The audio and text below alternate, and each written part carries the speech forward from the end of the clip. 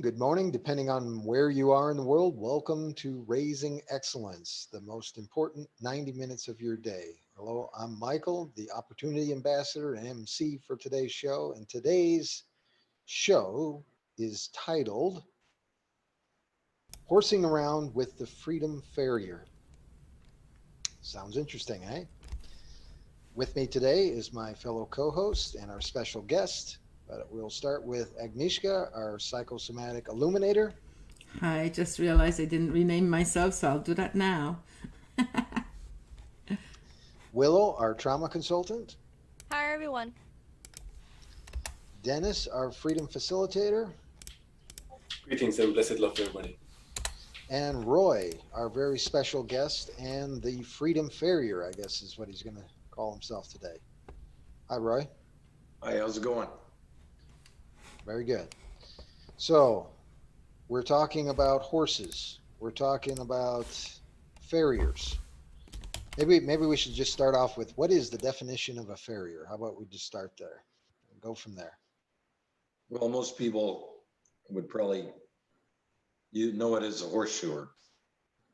Someone who nails shoes on the bottom of horses, trims their feet, regular maintenance type stuff. Okay. And for the average person who doesn't own a horse, how often do you have to shoe a horse? Oh, that's a good question. Typically, if they have shoes on, you're looking at 6 to 8 weeks because their hooves grow under the shoes. If the horse is barefoot, they need regular maintenance, but they'll wear their feet down so it's not as critical, and you can usually go a little bit longer, depending upon the horse, how good their feet are, how much exercise they're getting. Why do horses need shoes? What's that? Why do horses need shoes? Well, to protect their feet. In the wild, they wouldn't need them because they wear them down, from running around. But and they're domesticated horses also, they don't have as good a feet as like your wild horses, your wild Mustangs, because they're bred for other things. You take a horse and domesticate it, and it's like dogs, they're bred for certain characteristics. And so people that are breeding horses will breed for the way they look or the way they perform, how fast they are with a race horse. There's all sorts of different horses, the saddlebreds and the gaited horses, are one thing. They want to see a lot of action and the movement on those. And of course, draft horses are, the big heavy ones for pulling carts or pulling stumps out of the ground or, logging or, that stuff isn't done too much anymore. There are a few of those guys around just to keep it alive, I guess you might say. So if the working horses, so hooves are like nails, right? So if the working horses didn't have shoes, they would just wear their nails down to the bare skin, right? Or to the bare flesh. Yeah. Basically, that's why you need shoes. I guess I didn't completely answer your other question is, they'll wear them down to the point where their feet hurt. Yeah, their feet will get sore. Because their hooves are on the outside, it's kind of like your fingernail, and on the bottom, it's not quite as hard. Same kind of material, but not as hard, and it'll wear out of there too. And it depends on a lot of factors, but yeah, when you take a horse, and part of it's the domestication, but then part of it is when you're using them, you might wear their feet down too much, if they're just barefoot, and that's when you need shoes, or, if they get too far out of whack, you still need to compensate for that too. So it must also depend on kind of what the material is that they're working on, right? So like if they're on like streets and roads and stuff like that, obviously that's probably where you need shoes, right? Versus like out in the forest or woods or fields. Yeah, that's part of it. Yeah, definitely they're going to wear them down quicker on pavement than a soft arena or out in the woods or whatever, but they'll still, they still grow if they're shod, but if they're barefoot, yeah, you're not going to get very far on the pavement or hard surface barefoot, you know. So how did you how did that come about that you became a farrier, Roy?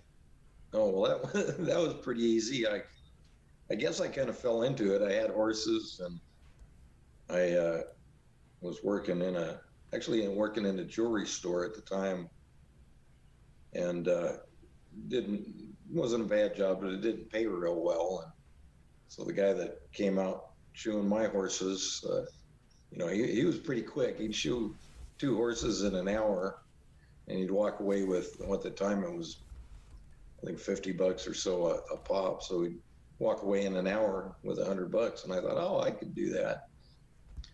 So I started, I guess, kind of working around with him. I rode around with him for a while, kind of apprenticed, and then I went to school to learn more and have some school horses to practice on, I guess, and as well as my own. And one thing led to another, I guess.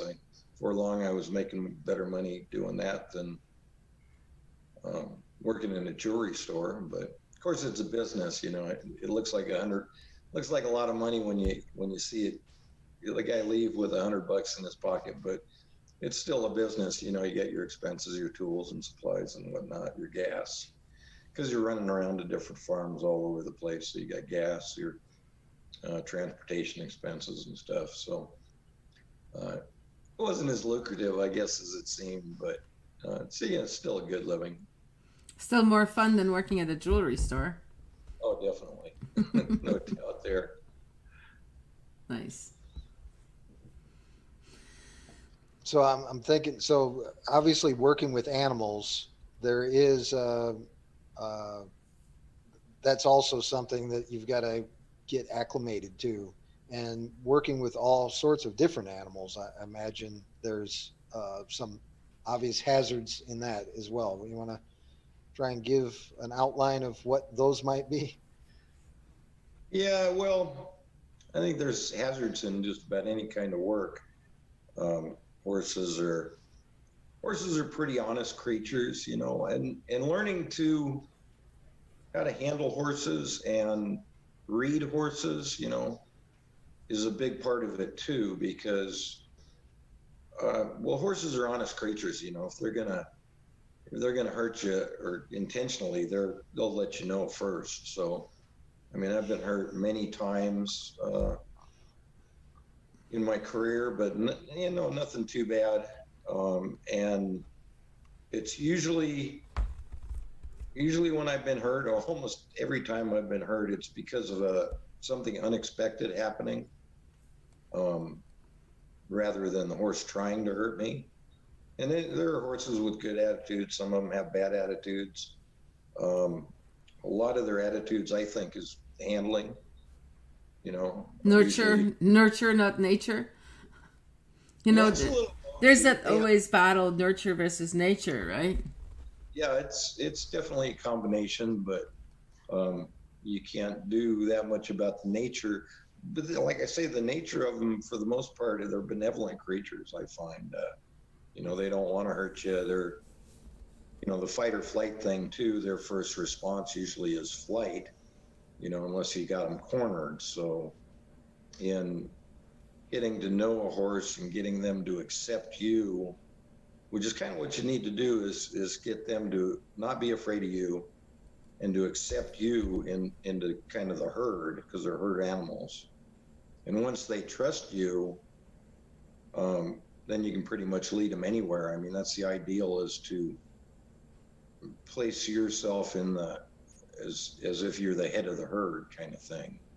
And once they know you're your boss, they're just like a puppy dog, you know, they'll do what you want to please you once they figure it out. And so that's kind of interesting, I think. So one of our listeners just asked, he said that he used to ride at school, and this one horse was famous at taking a nip at you when you cleaned his hooves. Why would that be his personality? And I think, personally, I would think that would just be horse being playful, right? Silly, playful, whatever. It takes a nip at him when he's trying to feed him, or when clean his hooves. Oh, when he cleans his hooves. That's also a really sensitive area, and the tools used to clean out the inside of the hooves, like the underneath. Since my stepdad was a farrier, that would happen occasionally if you got like almost like when you're touching the quick when you're clipping dogs' nails. If you're too rough, it's like digging underneath there. I would assume that that's why. That Well, could be. actually, no. It shouldn't be that sensitive under there, unless if their feet are too short, it can be sensitive. But that's part of what you need to do when you trim a hoof. You actually the outside is like your nail, and the inside of it there's a what they call a frog, and that's kind of a rubbery thing. It's almost a rubbery texture, and that doesn't have any sensitivity in most of it that you can have access to. And the what's called the sole is in between those two. The hoof nail kind of part is on the outside, and then you've got the sole is kind of inside of that, and it's rough unless you take it too short. If they've worn their feet down too much, it can be sensitive, but they shouldn't. You shouldn't get them to that point. That's one of the reasons, like wild horses, they'll wear their own feet down, traveling around looking for food and water or whatever. But if they start getting to that point, then they're not going to move around as much, and it'll grow out a little bit more. So they kind of can self-regulate that. But no, I wouldn't think it's a sensitivity thing. If it is, then it's possible that the hooves are too short. It may be a playful thing. It may be kind of an attitude thing. It's hard. That's hard to say without seeing the interaction between the two. So now, a couple of weeks ago, you had this little speech that I heard about horses and the magical connection that you have with horses and how you can almost read their minds and stuff like that. Can you talk about that a little bit? Like, how does that work? Because, that sounded very magical to me. Yeah, well, it is. You kind of get to that point, and I don't know how it works, because a lot of it has to do with reading them, and horses are really expressive if you know what to look for, in their eyes, their ears, whether they're forward or back, and when they're relaxed, they'll lick their lips, and just their body structure too. But it kind of even goes beyond that. It's hard to explain, but when it's almost like they're psychic, really. I mean, the ideal is to have a horse trained so well that you barely move and they'll follow your commands. And it almost gets to the point where it's psychic once you have a connection with that horse. But would it be that one horse or many horses? Because I think when it gets to the psychic point, we were talking about that, or Willow was before we got started here with the dogs. It's kind of the same thing with horses. Once you have that connection, you almost seem to know what each other's thinking, so you hardly have to do anything, and they'll respond to you. So that's interesting, because I've had different animals throughout my life, and when I was younger, I had different I had birds, right? And I never had a real deep connection with these pets. They were just pets, friends, cool. But then I got this parrot, and I had like a hugely deep connection with the parrot. And I think I've talked about her on Raising Excellence before. I remember crying one time. But she died in very tragic circumstances. In any case, so when this parrot and we were so connected. We traveled all across Canada. She was my companion. She was in the car with me. She went everywhere with me. I had a little backpack that she went in. And we had, it was amazing. And even when she died, I had a lot of like gifts and realizations that she taught me even after death. So it's very interesting and deep connection. I was really reminded of, so I grew up with horses. They were a prominent part of my childhood. I learned how to ride almost as quickly as I learned how to walk. But we had this horse named TJ, and my my dad always had a hard time with him. He had a attitude. I wouldn't say it was necessarily a bad attitude, but he had attitude. But he was always gentle with me. Like, he knew that I was a little afraid of him, and he'd be real quiet and real, gentle, and wouldn't, you could tell he was making an effort to not scare me. And when you were talking about like the psychic connection, like when just knowing what they want and them knowing what you want, I had this moment where I was riding next to my dad, and I had tried to do the kicking thing to, like, get him to take a couple, step it up a notch and kind of catch up. And I just remember I kept getting really frustrated because he wasn't doing what I wanted to do. And so I just kind of sat back and I was just like frustrated. And all I thought was, man, I really wish this horse would understand that I want him to just trot for a couple of feet. And then he did. And I remember I lied to my dad, which actually he's watching this, and my nephew. But I lied to him because he looked at me and he was all impressed. And he was like, did you make him do that? And I was like, yeah, I did. But I didn't. Like, it wasn't until I just finally gave up and I was like, fine, you're not doing what I want you to do. And I'm just going to like sit back and pout. And he was like, oh, you want me to move up there? Okay, cool. And he did. And it was like one of the coolest moments where I was like, oh my gosh, I have a connection with this horse. Like, it actually understands me, which was really strange for me at the time because I was not used to animals like having a relationship with you and actually connecting with you on an emotional level. It was actually a really magical moment for me. I fell in love with that horse. Nice. Yeah, it reminds me of a horse I had. I had a big black running quarter horse one time, and she was actually a sweet mare, but her and I had some kind of conflict going. She was aggressive, sweet but aggressive. She always had to be the leader of the pack when we went out riding.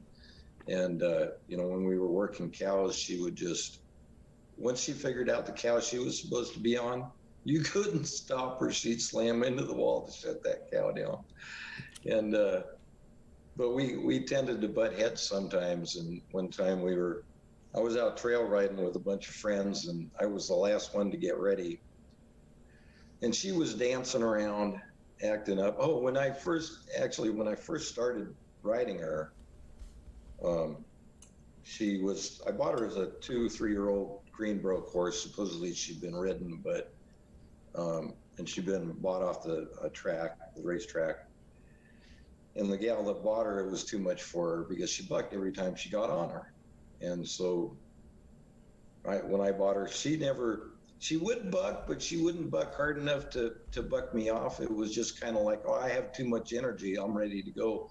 Let's go. Let's have fun, And she'd kind of kick up a couple of times. And, but anyway, after I trained her, we still seemed to butt heads sometimes. And one time, my friends were ahead of me getting ready to take off, and she was dancing around, wanting to be in front already. And I was just finishing saddling her up, and I told everybody else to leave, and I'd catch up to them.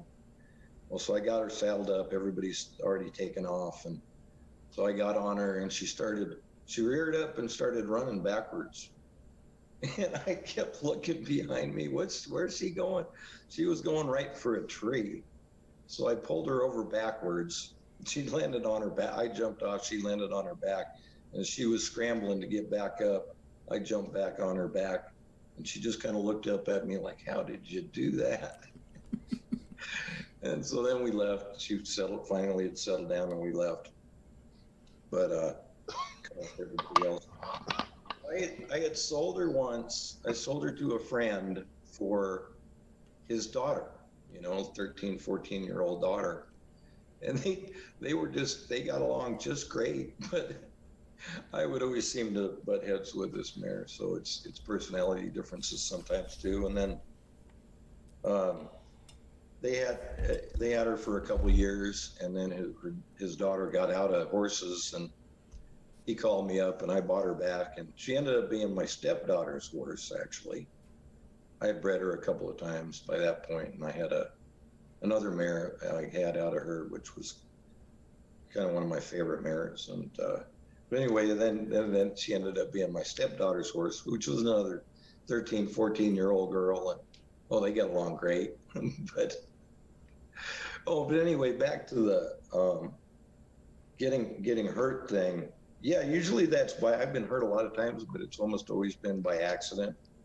I was kicked in the head one time. I was working on a warm blood, and it was swatting with one of its rear feet while I was underneath the horse, working on the front foot. You're kind of half under, especially a big horse like warm blood, you're kind of half under the horse. And there was a bot fly flying around under the horse. And the horse just lifted its leg up to kind of swat at the bot fly and caught me in the head. And I kind of saw stars over that one, but it wasn't intentional at all, you know, and that's the kind of thing that gets you more often than not. Or, you know, they'll pull their leg away when you, just as you get the nail through the hoof. In order to nail the shoes on, you have to nail the shoe, put a nail through the shoe, and then put it through their hoof, and it kind of curves out the outside of the hoof. And then you can crimp it over so it doesn't pull out. But you have to do that without, if you get it too far inside the fingernail part of their hoof wall, it'll hurt them. And that could be sensitive and that would hurt them. But so sometimes, you know, I've also been hurt just as you get the nail through, they'll jerk their leg away. And I had one rip my hand open one time doing that. So usually it's been by accident, you know, or they're doing, or you slip, or they slip, or cat jumps out of the rafters, you know. And another thing I wanted to get back to, somebody asked about the nipping when they're doing their feet. It could be they're sensitive. It might be how you're holding their leg. I'm just speculating here, but when I'm shoeing a horse, I get down in what would be a very uncomfortable position in order to work on their feet. But if you're pulling their leg too far out to the side or too far up, that might be irritating them. That, you know, it's just a thought. It's a possibility. You got to kind of look at the whole situation. If the horse doesn't have a bad attitude on other things, yeah, you might want to kind of think about what you're doing, you know, because it sounds like they're trying to tell you something. Or, you know, Willow might be right. Maybe their feet are too short and they're sensitive, but that shouldn't be a regular occurrence. But it's another possibility. If their feet are too short, yeah, it could be sensitive, but it shouldn't be on a regular basis. Anyway. Oh, It seems. Sorry. Go ahead. No, I was just saying we have comments from the audience, so go ahead and say whatever you need to say, and then we'll read those. Sure. I'm wondering, you know, those are really those intimate relationships with animals that you're describing right there. I wonder, is there any conclusions, any lessons that you are getting out of relating to animals on that kind of level, that you draw and that influence or impact your relationships with other human beings? Or any lessons that you know, like, as it certainly seems to me that there's a heightened awareness, your relationships, otherwise you wouldn't have been able to, you know, to read the animals and to interact in the way that you were describing. So I was wondering if that has helped or impacted in any way your relationships with other human beings. Well, that's a good question. That's a good question. I think I communicate better, I think, with animals than I do with people for some reason. I'm a bit of an introvert anyway. And it's kind of a double-edged sword because I think I read people really well, but then again, sometimes I'm wrong. So I don't know if it improves my communication or not, to tell you the truth, with people. Well, with horses, you have the benefit of like looking at their ears and their ears move, or like they have expressions that you can pick up on. Whereas humans, it's, you know, it's not like when we're happy, our ears wag around, you know, or something like that. So, well, yeah, our ears don't move, but we do have a lot of facial expressions, body language, tenseness, that you don't notice. And I don't think about it too much actually with people as much as I do with a horse, I guess. But we do give off those clues, the same kind of clues, definitely. Because people don't kick as readily. No. Well, I'm not too sure about that. Oh, we kick with words. It's just not socially acceptable. People don't tell you always before they're going to kick Well, that would give away the surprise. you. And also when you can like hurt somebody with verbal stuff, you know, that's so much faster. You don't actually have to move to kick them, you know. Something interesting, like, you know, working with children for many years, or something that always stood out for me in that kind of relationship, you know, as a coach, as a trainer, was that I really enjoy, and it's a challenge at the same time, that in dealing with children, and I wonder, like, if there's a parallel to dealing with animals as well. There is like a straightforward feedback. Like, you know, if you do anything that's good for them, then, you know, I can more or less expect like a straightforward feedback of, you know, like, I know they're happy. I know it's, you know, that impacted them on a positive level, in a positive way. And on the other side, if I do something, you know, they don't like, or they don't enjoy, or that doesn't, you know, capture their attention, then, you know, we'll see and we'll get the feedback, you know, on that right away as well. So I figure that with animals, it's probably similar, because they're, you know, I'm not sure, like, if you agree, but maybe, you know, it's you experience as well, that they maybe cannot camouflage or hide, you know, how things impact them, or how your treatment or how your presence impact them. While it's, you know, adults usually, not all of them as well, of course, but like as adults, you know, we have a way of kind of, you know, like hiding or pretending, or, you know, camouflaging what, you know, how something really impacts us. But then, you know, so we might signal that subconsciously, just as we'll just say through facial expressions or other things, but it's more difficult to read and to figure out than a straightforward feedback from, you know, from, like, let's say a child, or maybe even an animal.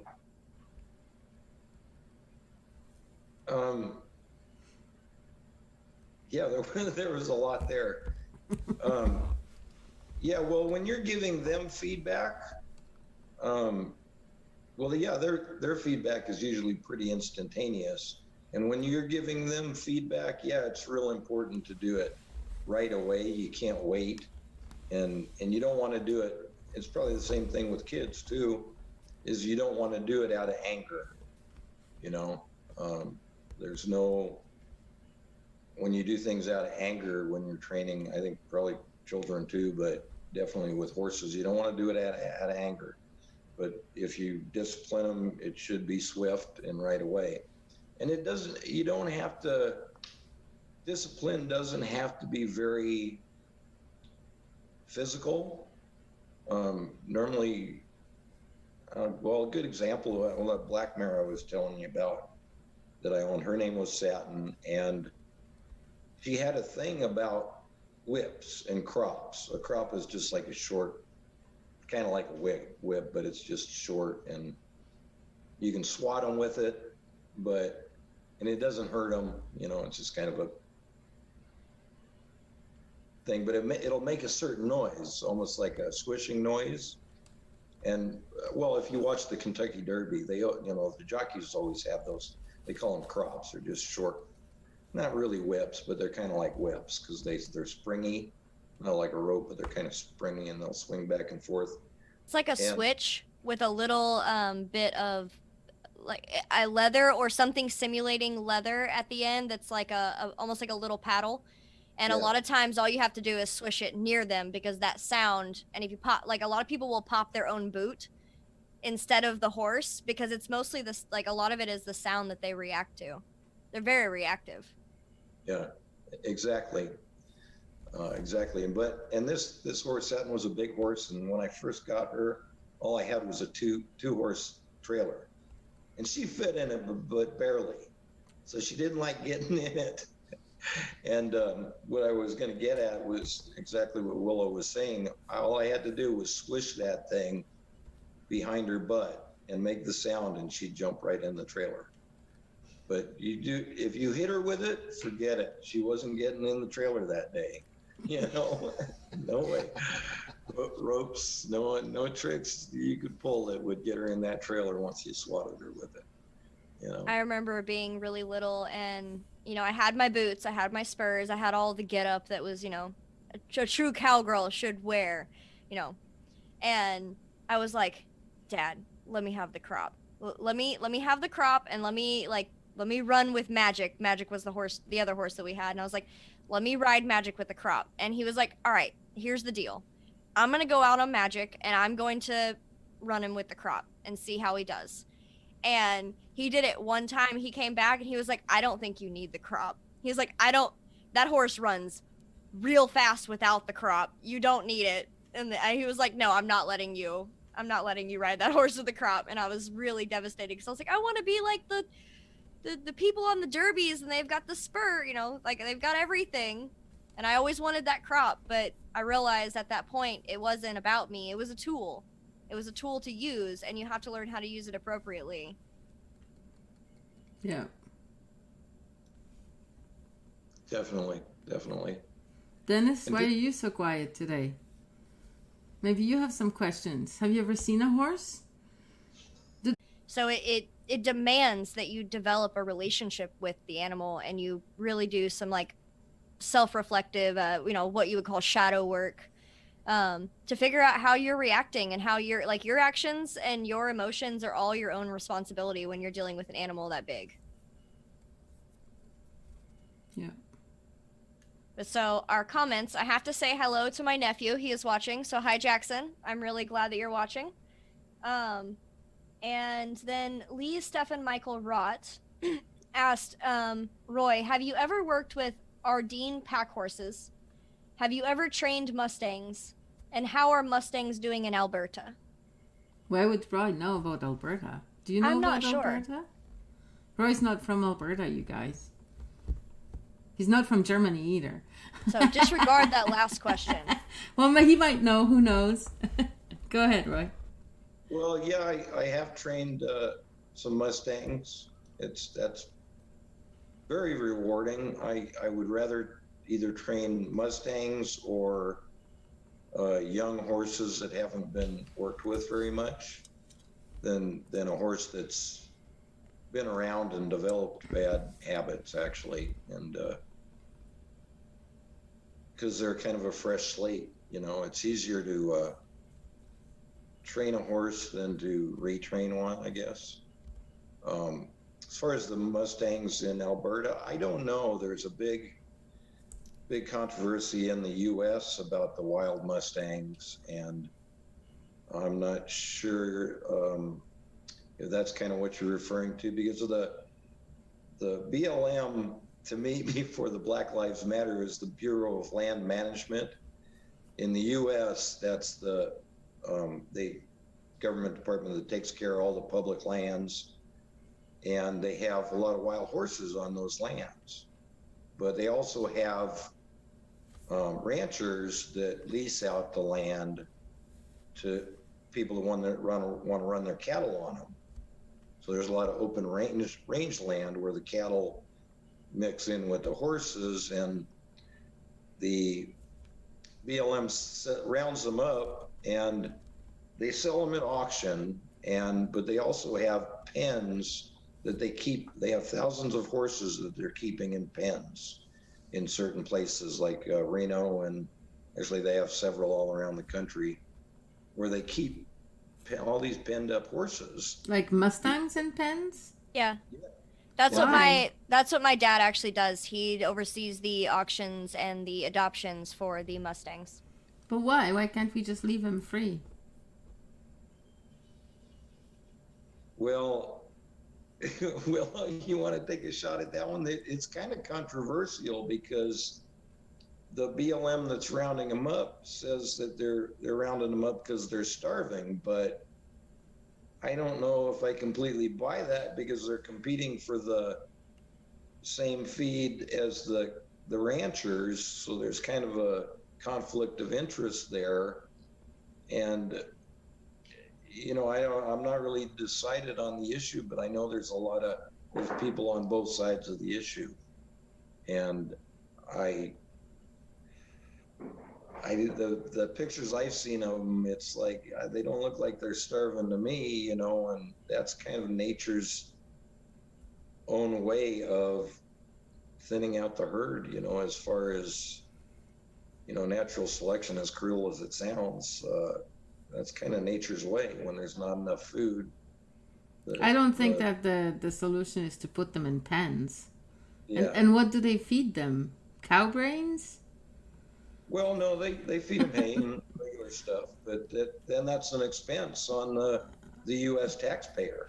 But that's not something that Mustangs would naturally eat either. Like hay, like they're like grass-fed horses and suddenly eating hay. You know, like you know what I mean.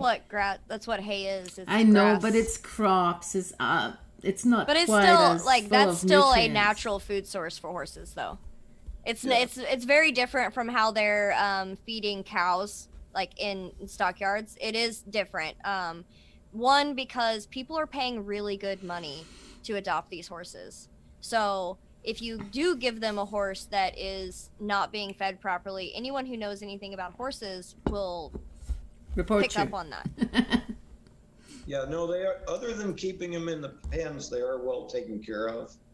But I mean, they have so many of them at this point that they actually have a program where they'll give you $1,000 to take one. That sounds It's like called fun. an incentive program or something like that. So that now they're actually where they used to auction them off, and they still have auctions, but they also have a program where they'll pay you to take them. You know, if you've got a place to keep them and you're willing to train them, they'll pay you to take them now. My mom just messaged me because they're not getting on and commenting on here. They're just sending me the messages. But my mom says that this sounds very familiar because my dad's favorite is the young, fresh slates as well. I've heard him say that on numerous occasions where once you get a horse with bad habits, it's so hard. Like, it's so much harder to retrain a bad habit out of a horse than it is just to start with fresh. That's what he generally enjoys that too. Isn't that the same for us too? Yeah. Well, except for me, because of dealing with trauma, I like the broken slates and I like putting them back together and, you know, being like, look, this is what you look like when you're all put together, you know? So for me, I like training bad habits out of people, but I'd say if I was probably training a horse, I would not want to deal with bad habits on something that is literally 5 times my size and could just kick me and kill me. Like, that's really hard. It's hard enough to understand or to navigate relationships and fix a broken person when you speak their language, much less if you don't speak their language and you don't understand what's going on or why they have that habit. Hey, that reminds me of another story. If you're interested in hearing stories, I had one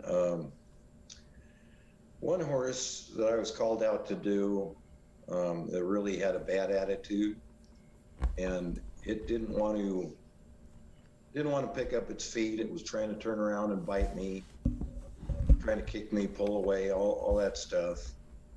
And I kind of figured that it had some bad experiences before, and I knew, well, I had learned a long time ago that the rough way isn't the way to do it with horses, but you can do it that. You know, there is a rough way to do it. You can, with ropes, you can tie them up so that they can't move, throw them and tie them up. And I think that's probably almost the extent that the previous people had taken with this horse, or the previous farrier. And I didn't want to go that route. And the owners were kind of telling me to beat on the horse too, you know. I'm pretty sure the last farrier did, and I didn't want to fight. So what I did, and I had a friend that I trusted with me. Well, she was the one that gave my number to these people. And so I made her help me out. So they had a round pen, which is like a 12-foot round pen where you can work the horses in. And I got a halter on the horse, had her on the outside of this pen holding the head of the horse so it couldn't bite me. And I would try to pick up the horse's foot. Every time I did, it'd either slam its foot down or turn around and try to bite me. So every time it did that, you know, it was the start of the fight. but all I did was grab the lead rope, unhooked it, and swung the lead rope around. I didn't even smack the horse with it, but I just swung the lead rope around and let the horse run around in a circle. And I made it run around in a circle for a little bit. And then we came back. I put the lead rope back on it, handed the lead rope out to my friend outside the pen. And it took about 10 times of doing that. And the horse kind of was starting to get tired, and then they start thinking, oh, this isn't working. What's the easy way out, And after about 10 times of doing that, wearing the horse out a little bit, it stood there just nice and calm. And so sometimes you just have to outthink them and understand where they've come from. And that horse wasn't bad by nature. It was the nurture thing. Clear and simple. So Nice. But you spoke about some bad habits. How do horses get the bad habits? What are some things that happen? That is it just people not taking care of them? People that are unfamiliar with how to raise them? What are the things that give horses bad habits? yeah, mostly the people and how they're handled. The people not understanding the way horses think, and sometimes it's trying to power through it. I mean, you can't like Willow says, you can't force a horse. They're too big. You got to make them want to do it, and that usually ends up being whatever the easiest way for them. Make it the easiest way for them is to cooperate. And, I can't force my dog to do anything, even though she's small. I can pick her up and I can say there's food and she doesn't want to eat. I can stick her next to the food bowl, but I cannot actually you know what I mean? I could, but it would just be weird, and I'm not gonna force feed my dog. But you know what I mean? You can't really make anybody do anything that they don't want to do. Essentially. Unless you threaten them somehow. I think that's one of the really empowering, maybe empowering is not the right word, important things about horses being used in trauma recovery. Because there's a lot of unresolved issues that people have, and it's pretty easy to manipulate humans. It's pretty easy to threaten them, force their hand, and those tools work. As awful as they are, they do work on humans, and you do get a result.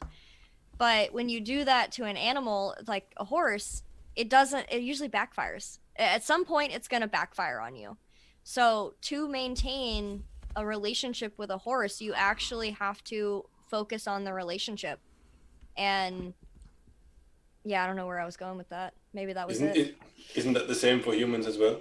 Well, that's what's healing. You can force people, you can force animals as well, but just like you said, it's going to backfire sooner or later. And maybe the fact that you're not around when it backfires doesn't mean that it's not backfiring, because it's backfiring in a negative way for them, for you, or for anybody else who's around them and who's handling them or being with them. Well, a lot of times with horses, it comes down to fear. They're fearful a lot, and especially if, they could fear a lot of things. Will spook them, and they'll look to you if you've developed that relationship with them. They'll look to you for security. So if you're out riding a horse or something, or working with them, and they're getting nervous, the best thing you can do is stay calm. Don't get rattled yourself, no matter what it is, even if it's a bear on the trail. If you don't make it a big deal, they probably won't make it a big deal. Or even stupid things. Like I had one horse that it's funny because I used to swim this horse in lakes and stuff, but sometimes on little creeks, she would get nervous about stepping over the little creeks. And I never figured out what her deal was with that, but a lot of people would try to force that issue too. You know, the horse stops at a creek, it's nervous. Well, what's you know, what's going on here? You don't want to force it through. You just want to relax and give it a minute and let them think about it. And usually they'll just, oh, okay. No I big can deal. tell you why I would rather swim through a lake than walk across a small creek, because my feet might get twisted, my ankles might get twisted, right, on the slippery rocks. So it's not like the footing is not safe on the little creek, but in the lake it's just mush and then you just swim. Maybe. Yeah, that could make sense. If we I don't know. I understood always how bring it horses- back to me, right? Like, why wouldn't I want to? Well, the rocks, like, you know, sometimes you have to think about it twice to cross a little creek because the rocks have that moss and it's slippery, and you know, especially if you twisted your ankle before, you may be overly cautious.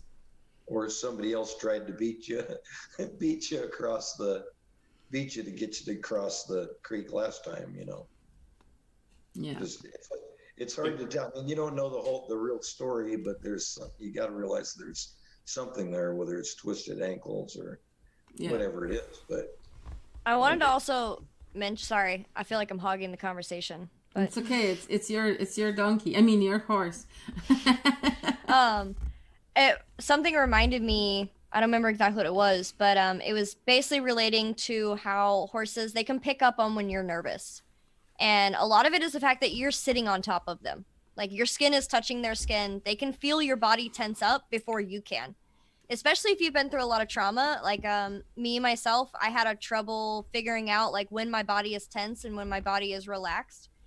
But I remember we used to have this horse called G-Man. And I'm sure my dad will correct me if I'm wrong, but I want to say he was 17 hands or 15 hands, somewhere around there. He was a big horse. And he was well broken, and I used to go out and feed him. I'd drop his lead at the bucket. He'd sit there and eat his food at his bucket, and I'd climb up on the back of him, and I'd stretch out and just stretch on top of this horse and lay there as he ate. And one time I had this really creepy thought or scary thought of like, oh my gosh, if this horse gets startled, I'm screwed. I'm not holding on. I can't hold on, and it's gonna be bad. And my whole body kind of tensed up like it was waiting for it. And at that moment, the horse picked its head up and was like looking around, trying to figure out why I was so nervous. And I was like, oh, I need to be very calm right now. I need to be very calm because he's picking up on me. Everything was good until I had that scary thought. And it was at that moment where I was like, I never realized how my own bodily reaction to other people and other animals, how much of that they sense. Like we're you know, as a trauma survivor, you're often trying to hide your trauma and from other people and hide your reactions, and you can't do that from animals. So you can lie to yourself all you want, but that animal is going to pick up on whatever you're feeling that you're not willing to accept. I think this is often why they're used very prominently in trauma recovery. I was remembered of again children. You know, like so I have friends, and I've come across children that were how would you say, very scared or not very self-confident, and then oftentimes I would see that there's actually a pattern of the parents or you know, other people prevalent in their lives trying to, you know, make them confident and trying to, you know, push them or challenge them to, okay, you can do this, try that, and which seemed to work exactly the contrary.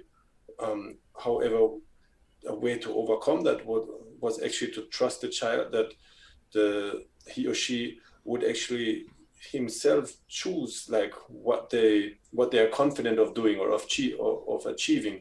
So not you determining, okay, you can do this and try it and go on and push them and challenging them to overcome an obstacle, but actually to just be by their side and say, you know, and let them decide if they would want to try that. And that's a huge difference. If you yourself decide, okay, that's a challenge, I'm going to take it, I'm going to make this step or not. And then as the adult, so you accept, you know, whatever choice they make. And I think that's really how you build self-confidence. yeah, exactly.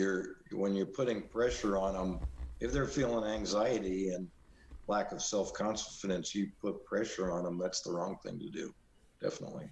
Yeah, so that's what they associated. So they associate the pressure and then the fear with overcoming an obstacle. So and is then that and true that's what's about going to humans too? When they feel anxiety, putting pressure on them is the wrong thing to do.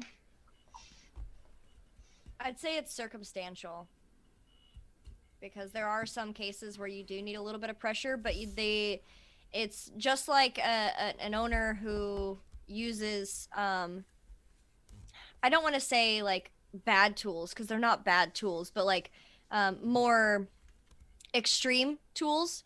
If you're gonna use them, you need to know how to use them. You need to know how to apply the pressure, how much are they willing to take, when are they going to start, fighting it. You need to know all of that. And it takes someone who is much more aware of what tool they're using, how they're using it. And I think that's the same with humans, where like you have to know when to put pressure on and when to back off. That makes me think about motivation in a setting of like as a personal trainer, as a coach. So if I wanted to achieve something, and then I had a coach or somebody who's like pushing me, and whom I might even think I'm hiring him in order to push me and to get me to do something I wouldn't have done by myself. But then I figure, if he or she would do that with me, then once I'm alone by myself again, it's like ingrained in me is that, okay, like I need somebody else in order to push me to that limit. However, if he or she would have let me to consciously decide to myself, okay, like I want to try this, but it's my decision. Like I can see, somebody else helps me to see the potential that I have, but I consciously make that step forward. Then that's something different, because then the power, I'm empowering myself. So somebody else helping me, like walking, like the path, side by side, instead of like, pushing me or like pulling me somewhere where I feel like I couldn't actually go. That makes me dependent again. So I feel as a coach, as a trainer, I would like, to lead people to self-empower people, so they can see that, oh, it's within me, like I can actually do that, and not be dependent on me and dependent on my services, on me being there, on me, acting in a certain kind of way in order for them to believe that they actually can do it, because then that's, making them dependent on myself again, which is not really helping them, be, be self-reliant and knowing that they have the power to, to get over any obstacle that they have in their own life. Well, I would just say it's different or it could be different based on individual versus group, because it is like that kind of herd mentality versus the individual mentality that can be utilized to the benefit or the, detriment of whoever's trying to create the circumstance. But, the idea of shock and awe is essentially along those lines, where they create a stimulus, which is a traumatic event. And then people are kind of, their mind is not really, the logical mind is not engaged. And that's when they usually pass all the laws or try to do all the stuff. And then they try, and then of course, as people regain their consciousness, oh, it's too late now, that kind And of that's stuff. used in animals too, isn't it? Like when they, I think like in ancient times when people were hunting animals or trying to get a herd to move in a certain way in order to, I don't know, cage them or run them over the cliff or whatever it is. But that's what you would do as well. You would get them in that shock and awe moment. And then they would behave in a certain way that you would have predetermined, because, if you put them in fear, then, just like we're not going to like think rational in a way, but we're just going to react and use that circumstance in order to guide them wherever you want them to. You're talking about places like Head Smashed In Buffalo Jump that Shirley was talking about on Monday when she was talking about the native traditions and stuff. I've been there. I've seen it. It's very cool. So we have a really good question again from Lee Stefan Michael Rott. He said, Roy's Creek story reminds me of people in movies that ignored a horse's warnings of danger. I also thought Black Beauty. So great minds think alike. Question, has a horse ever warned Roy of danger, such as in Black Beauty? No, I don't think so. Not that I can think of. Roy is the greatest danger wherever he goes, so he doesn't need any warnings. The horses probably didn't have to warn you of danger because you just listened to them and they were like, yeah, we're not going over there. We're going to go over here. And you were like, all right, cool. I don't care where we go. So, what is the greatest lesson that you've learned from horses? Like, what is something that horses have taught you about your own life, human life? Well, I'm probably still trying to perfect it, but patience, I think. Patience and empathy, I guess. I'm trying to express a little bit here how I try to understand horses and see things from their point of view. I think that's an empathy thing, and that definitely is important with people too.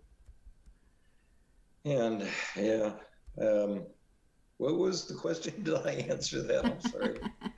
What have you learned from horses? The greatest gift of your life? Oh, patience and empathy is what you said. Patience and empathy. Before you spaced out. I guess I answered that. One yeah, of the, you did. Reminded me of another story though. I had one mare I had, or filly at the time.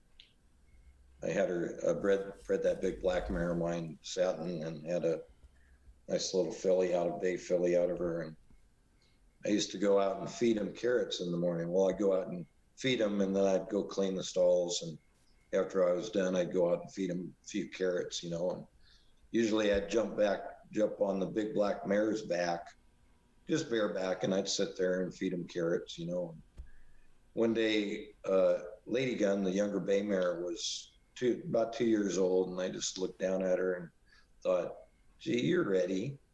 I didn't have a halter on her, no saddle, anything. I just slid off the big black mare onto her back, and it was no big deal, She was so used to me, she just looked up and, okay, Dad, where's my carrot? It was like no big deal. You don't have to, people think that, cowboying is all about bucking horses and that kind of thing, but it's really not. You don't have to break a horse, I guess is the term, to get them on your side, and that's probably not the best way to do it. Although rodeo horses are trained, they're not only bred, but they're trained to do what they do. I don't think I think a lot of rodeo horses like what they do. It's sport to them too, And honestly, the cowboys are more likely to get hurt than the horses. But anyway, I think I got sidetracked again. I always wonder if the horses have this conversation with each other, and the working horses that carry around people on their back, the Broncos are like, you get, your day's work is to carry them around. My day's work is to get them off my back. Yeah. I wonder who loves their job more. And then the bucking horses have side bets, I'm going to eat a little of your extra grain tonight if I can get them off within 5 seconds or whatever. Their own little competitions, yeah. So do you have any other stories? Okay, go ahead. I was going to say, if people that don't necessarily know about horses but would like to know more about horses, what would you say is some good advice, or is there a place to find, where would people look to find out how to ride a horse or how to get more information on a horse, that kind of stuff? Well, there's there's a lot of information online. Some of it's good and some of it's bad, I guess. In a lot of areas, you'll have boarding barns and horse trainers, or, sometimes they're called dude ranches where you can rent out horses. But yeah, it's best to find somebody with experience that, can teach you. If you don't know anybody, there are trainers that'll take on students and places that'll rent out horses or give you lessons or whatever.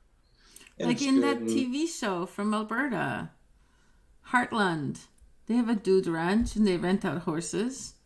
Don't get your horse advice from TV shows, audience. Please don't do it. It's a cool TV show. There's lots of horses in it. I guess the next thing is, if if you do get to that next step where you're buying horses or boarding your horse, there's obviously some issues there. Like when it comes to boarding your horse, how do you go about finding a good place to board your horse versus a bad place? Ask around. Word of mouth is probably the best, best way. You can ask other horse people. Look in the.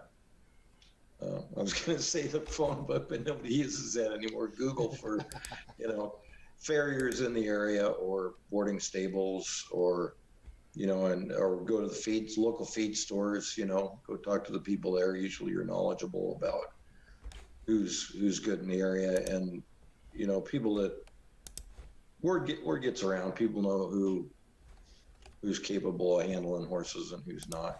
If you have to talk to a few people who are involved in it. There are stories of people mistreating horses or mistreating animals, but how often do you think that actually happens? Is it something that's overblown, or is it something that's that it's underreported? I think, there are people that abuse horses, but I think it's more a matter of it's not like they abuse them on purpose. It's out of ignorance more often than not, I think.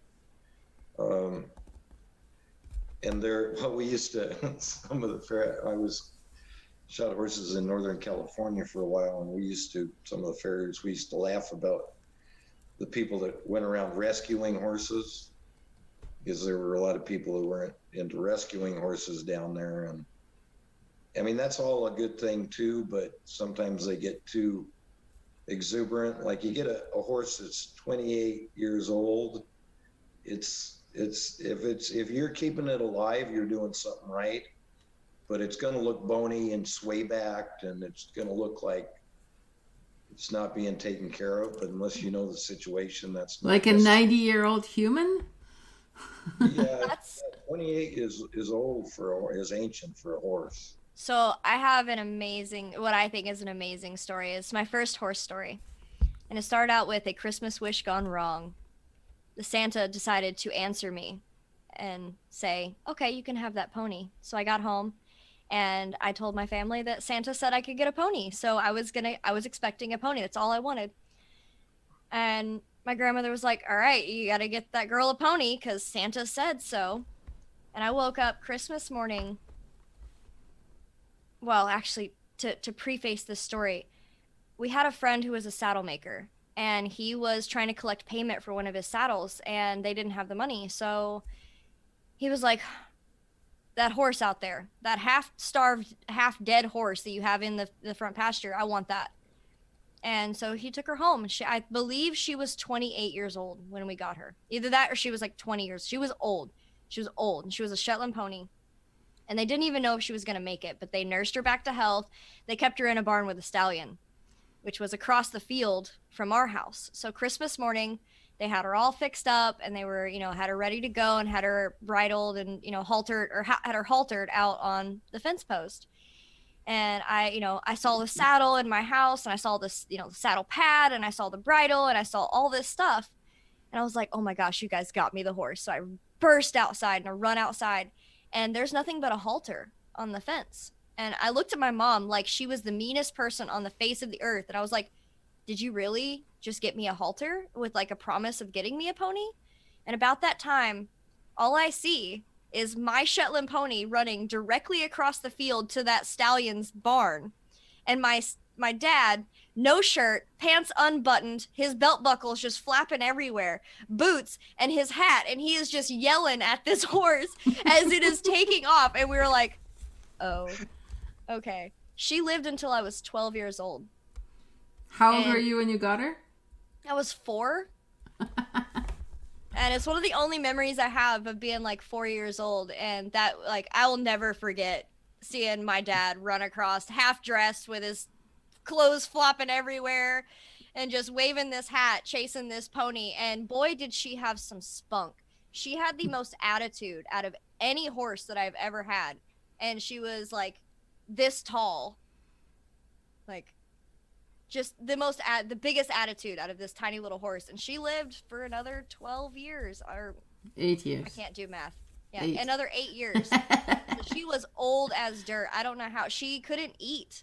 She had no back teeth, so she was literally starving because she couldn't chew her food. She'd leave grass balls all around our yard, and we had to give her sweet feed. So then she'd drool out this sweet feed all over her lead ropes and everything. I actually still have her lead ropes that I won't let anyone else in the house touch or like use for things, because I'm like, no, that's my granny's lead rope, and we can't use that for anything other. And still smells Wait, like them. grannies?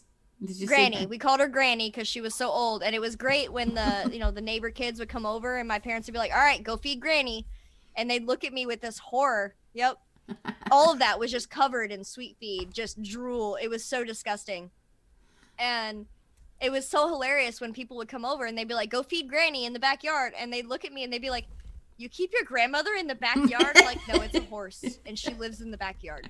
Like, she prefers hanging out in the backyard. Mementos are our favorite horses. Yep. I've got them too. This is a bit off one of my best mares. It's funny how that stuff has a memory. Like, I was pulling out ropes for camping, and I like pulled them out and I smelled them, and I was like, they smell like horses. And everyone looks at me like I'm weird, but I'm like, it's like a childhood nostalgic memory. Like, this is the smell of my childhood. Yeah, totally understandable. Better than the pictures sometimes.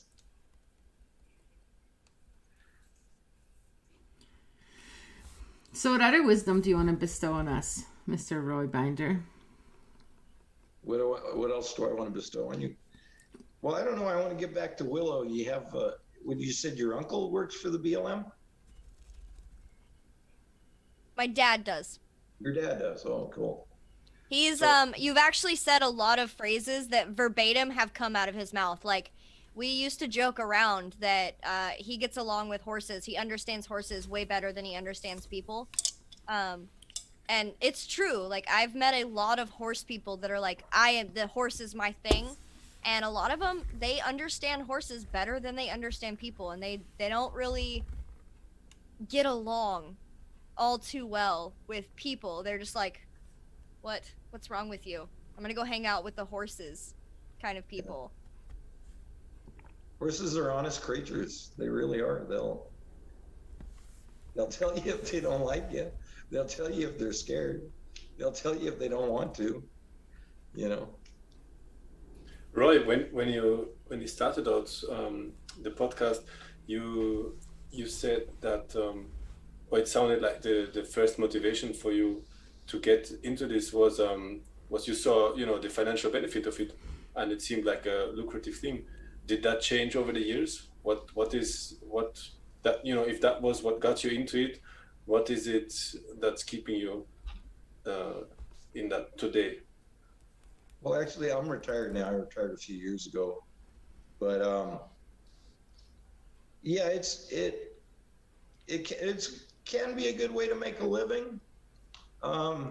You have to build it up. I guess that's like any business, because it's a lot of repeat business. So once you've got it built up, you can have a pretty good income.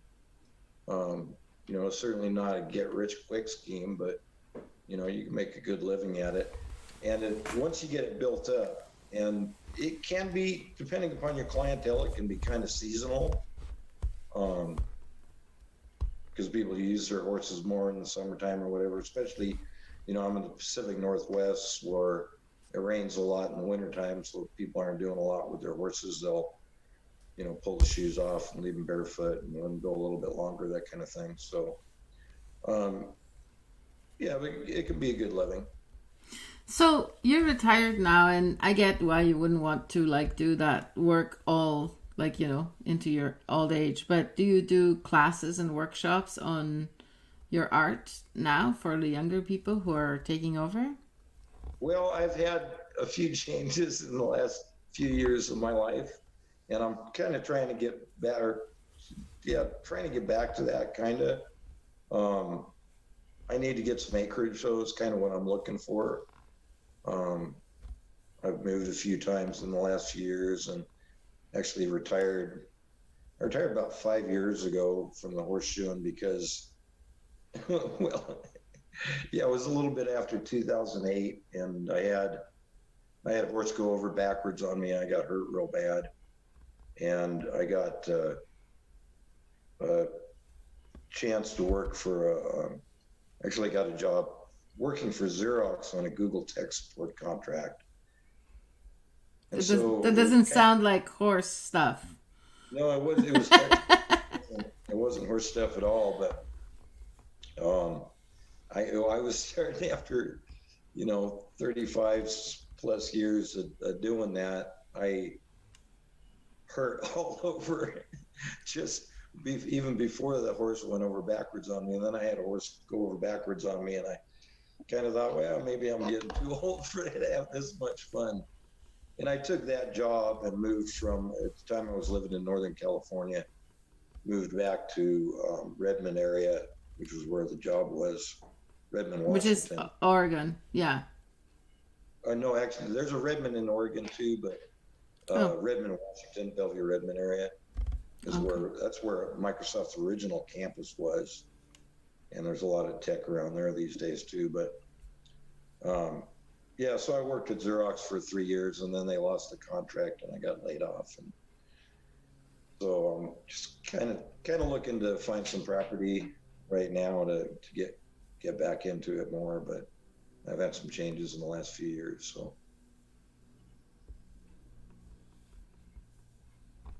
I find it kind of interesting. There's so many similarities between anyone that I've ever met who has been around horses and trains them, shoes them, any of that stuff, and the likelihood of getting hurt. I think the common phrase is, it's not about if you're going to get hurt, it's about when and how bad. The same thing goes for like motorcycle, riders and stuff. But that actually happened to my dad. He was training a horse and it went over backwards on him, and unfortunately he did not get out in time. It came down over top of him as he was, like this, and ended up crushing his pelvis, like flattened the bones there. And it was very injured. I actually think it happened on Father's Day, because it was like the day before Father's Day or something. But that's not the first time. That's like the third time, I think, that he's gotten very seriously injured. And I find it very interesting that in almost all these cases, people who don't deal with horses, their first reaction is, that's a bad horse. That horse is dangerous. It's trying to kill you. And I've always admired the fact that my dad has just been like, it's not their fault. I must have done something, or I didn't pick up on a cue. It's not that this horse is he's literally got back on that horse, I think, since he had his accident. And the horse is pretty chill with him. It's not like the horse is dangerous or anything. But people who don't understand these animals, they often perceive them as very dangerous, malicious animals. And when in reality, it goes back to like building a relationship. And if you don't understand relationship cues and what they're saying, you can kind of get into some hairy situations. Yeah. Definitely. I was wondering, you said, so you said you're looking forward to, to getting a piece of land and to getting back into it, basically. After that long career, what would be, I figure that, you reflect, and then of course you want to cut out the bad stuff or the stuff that you don't need or want anymore, because it takes that experience, to distinguish basically between what it is that you really love about what you do, and what are the things that you'd rather outsource, or you don't want to get engaged with again. So how would you, what would be your ideal vision? What do you picture ideally? How would you want to, work in the future and run, your thing with all that experience, with all that wisdom that you have acquired, throughout your career? Which are the things that you rather cut out or outsource or not deal with, and which are the things that you would like to, really focus on? Well, I want to get back into having my own horses and maybe do a few, but I don't really I'm not really motivated to shoe other people's horses anymore. And part of that is just that to get started and to build a business, you end up working with all the horses you don't want to. You kind of take what you can get to get started out, and then you got to build up. Like I said, it's a word of mouth thing, and you got to build your reputation before you get those good horses. The ones that stand still and you don't have to train, and they get taken care of regular and that kind of thing. So I'd like to get into it more for the pleasure end of it than particularly to make a living at it anymore. As far as making a living, I'm looking at other directions on that these days too. I'm kind of fascinated on some of the things in autonomy, like the copywriting class. I want to learn more about that and a few other things. I'm kind of exploring different areas right now. Well, did you watch the first copywriting class? Because it's the most important one. Just saying. If you're going to do any copywriting, you have to watch episode 1. It's 6 months of marketing in 1 hour. Don't worry if you missed it. She'll send you the link. There's a YouTube. So we have a question. Go.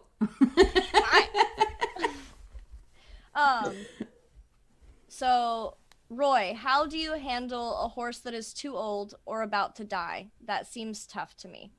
And I think they're talking about like the emotional connection of like one, I think it'd be interesting to learn, how do you care for a horse that is getting too old to work, to eat, to do all these things? And how do you deal with the emotional attachment when they have to pass away or you have to put them down? Sorry, that was in bad taste. I'm not the one to ask about how do you handle the putting them down. I don't know an easy way out of that at all. As far as caring for the older ones, I think you already hit on that. You got to feed them soft food, whatever they can get down, and make sure they have what they need, food and water. And, sometimes it comes down to soaking their food and making sure they have soft food, because their teeth go. And just like a human. So Shambhavi had a question I wanted to ask. Did you ever use Reiki or other alternative medicine on a horse, or did you just use allopathic care for your horses? I never used Reiki or any of that kind of thing, but I knew people that did use that, and chiropractic and that kind of thing too. And, I've known people that swear by it. I never have with my horses. A lot of the physical problems that horses have are either from injuries or people overdoing it with them. Like, well, I guess that gets to the injuries too, like the race horses and stuff, pushing them too hard, or a lot of times I've come across people that have saddles that don't fit their horses properly, and that causes them a lot of pain a lot of times, I've found. And so that's what we should do, a course on horse ergonomics. Horse ergonomics, okay. That way, protect the horses and protect the rider. See, we're already writing copy for it. Actually, you just brought up another question that I actually have. And I feel a little ashamed asking this because I've ridden horses my entire life. But I've just recently figured out that elephants, their back is not meant to have people on them. So a lot of these elephants who are, riding kids around and, riding people around for these amusement attractions, they end up with a lot of back problems. How is a horse's skeletal structure so different that it's able to bear that weight, unlike, giant dogs or elephants? You would think that an elephant would have a, strong enough body to hold a human. but that made me question, like, how are we even able to ride horses and not damage them? Well, that's a good question. I'm not sure how much of it's skeletal and how much of it is just size and the musculature of them, because when you get down to the skeletal structure, the main part of it is, you'd be surprised how similar it is to ours, you know, as far as our skeleton goes. And we have forearms. Obviously, they don't have hands and feet. They have hooves. But even within their hoof, they've got the same bones as your fingers do. Or they're not exactly the same, but you could correlate Equivalent, them. yeah. Like the coffin bone is the coffin bone is there's 3 bones in the hoof: the coffin bone, the short pastern, and then the long pastern, which sticks out of the hoof a little bit. But it's kind of like your first 2 joints and part of your 3rd joint on your finger is what's in their hoof. So although the skeletal system's not exactly the same, you'd be surprised at how similar they are, really, between us and them. So I think it's more a size and maybe muscular bulk that enables that, but I'm not sure. I'm not a vet. You know, when Willow asked that question, my image that popped is like, I always compare what they did in like the Middle Ages or 1,000 years ago to what they do now. And the image that popped in a lot of the old pictures, the rider on an elephant sits like right behind his head, like really far forward, right? Which is right above his front 2 legs. So the weight would be distributed on the front legs. Versus those elephants that you're asking about in Thailand that ferry kids around, that box is set right in the middle of his back. It's not forward, you know. So that could make a difference too. And elephants have a lot more bulk, so maybe they don't need any more weight in that middle section. Maybe they would do better if you had the. And it was also another thing that came to mind is something that probably distributes the weight different is when you're riding a horse, you're not sitting necessarily. The only time you really sit down is when they're starting to buck. So you're like, no, wait back here. But in a lot of cases, you're using your thighs. You're up.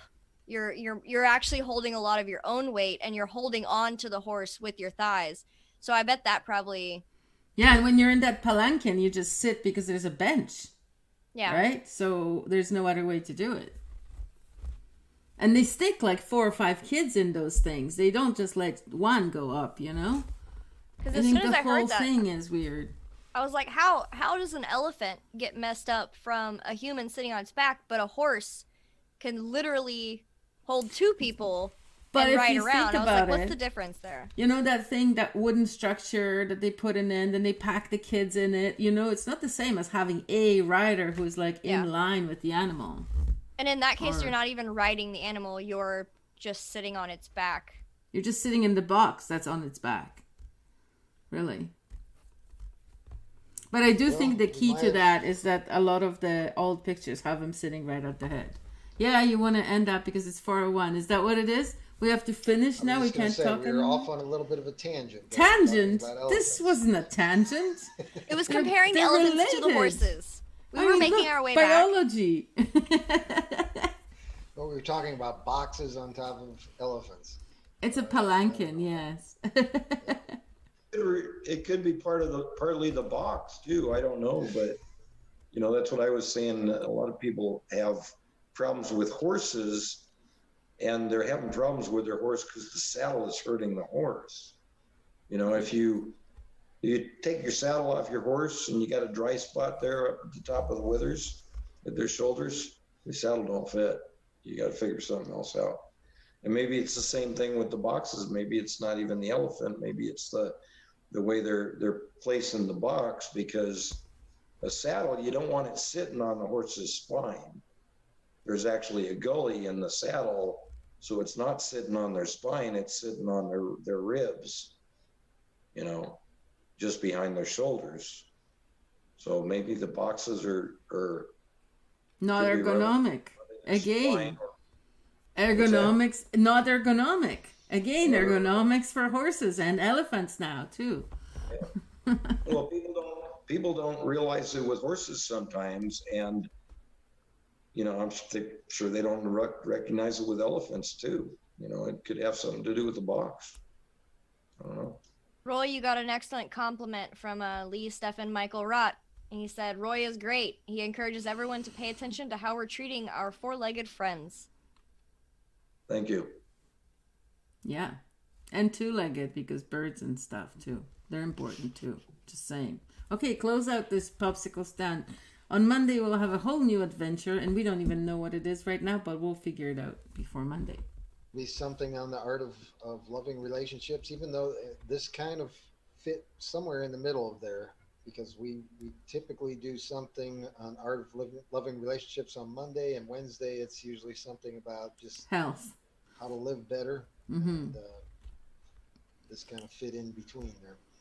But with that said, thank you so much for taking the time to give us your time and attention. But hang on, I have to say something before you finish off and close out. We were supposed to have the foraging lady today. She did cancel, right? Because we didn't actually address that at the beginning. We just kind of jumped into it. So she did cancel. She had some kind of urgent work thing. She couldn't. She's really interested in being on the show. She will be on the show soon. But unfortunately, today she couldn't make it. So we had the Freedom Farrier come join us instead. But she's coming soon. And also, the name of this episode was wrong on all of our social medias. We are not talking to Miss Shirley today. We're talking to Mr. Roy. That's right. And I've already changed that on Facebook, but I'm yet to change it, or on YouTube, but I'm yet to change it on Facebook because Willow has to let me into Facebook again. Anyway, yes, that's the whole story. So we'll see you guys on Monday, right? 2:30. 5:35 Eastern. Yeah, 2:35 Pacific, 5:35 Eastern, and we'll have this adventure all over again. Any last words before I play the outro? Cheesecake. Cheesecake. Can't go wrong there. Bye. Thank you, Roy.